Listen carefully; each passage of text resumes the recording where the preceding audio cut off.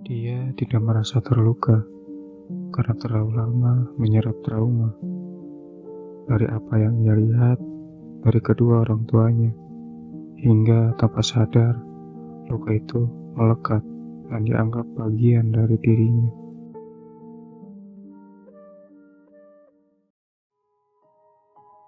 Kadang sebuah rumah tidak hancur karena satu kejadian besar. Tidak ada teriakan yang membuat orang lain menoleh, tidak ada pintu dibanting, tidak ada barang yang pecah.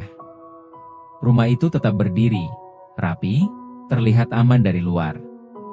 Tapi yang runtuh adalah hal-hal kecil yang terus dibiarkan, kalimat yang digantung, keputusan yang selalu ditunda, dan kebiasaan menghindar yang pelan-pelan diwariskan. Anak-anak tumbuh di dalamnya, belajar satu hal tanpa sadar.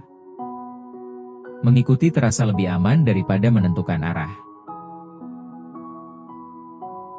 Aldo tumbuh sebagai kakak dari dua adik perempuan dengan sifat yang bertolak belakang.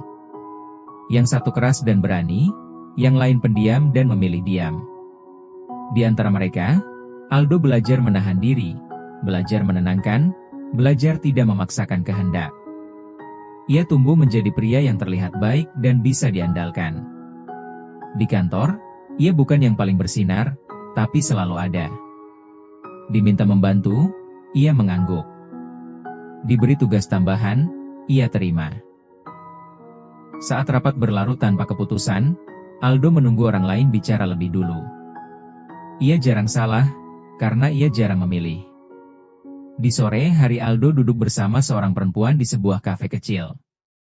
Tidak ramai. Suara sendok beradu dengan gelas terdengar jelas.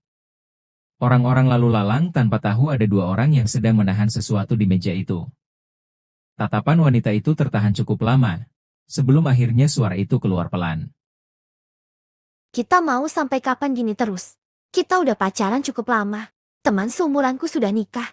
Umur kamu juga sudah 30 tahun. Mau sampai kapan gini terus? Orang tuaku selalu bicara kapan kamu lamar aku.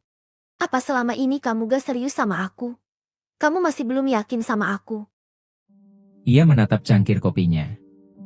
Uapnya hampir habis, seperti waktu yang terus berjalan tanpa pernah benar-benar dipakai. Di kepalanya, jawabannya ada, jelas dan utuh. Tapi setiap kali ingin keluar, ada bagian dari dirinya yang mundur setengah langkah. Takut salah.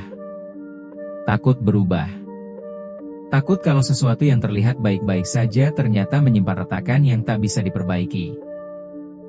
Halo, kamu dengar aku gak? Iya, aku dengar kok. Terus gimana yang tadi aku bicarakan? Iya nanti, tapi nggak bisa sekarang. Nanti kapan? Nanti kalau aku sudah siap, aku pasti ngelamar kamu. Selalu aja kamu bilang begitu. Sampai kapan? Nunggu kamu siap. Sampai kapan aku harus nunggu terus? Aku juga ada batasnya. Semua wanita kalau di posisiku sekarang pasti capek juga. Menjalani hubungan sudah lama, tapi masih belum jelas tujuan kemana. Umur kita udah gak muda lagi. Harusnya kita udah mikir ke depan. Bukan cuma jalan di tempat aja kayak gini.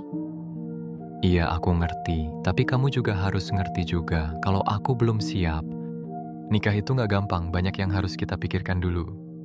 Aku kurang mengerti gimana. Selama ini, kamu gak tahu rasanya jati aku.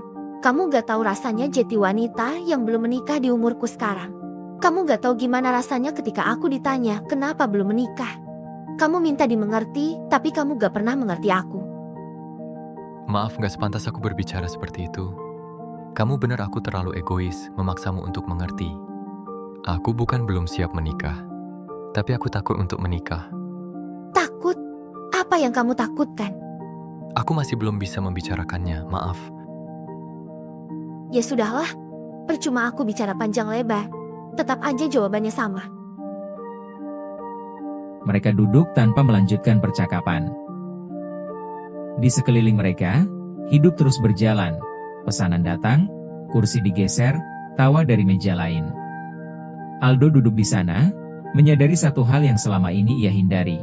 Kadang, tidak memilih apa-apa sudah cukup untuk membuat seseorang pergi, pelan-pelan.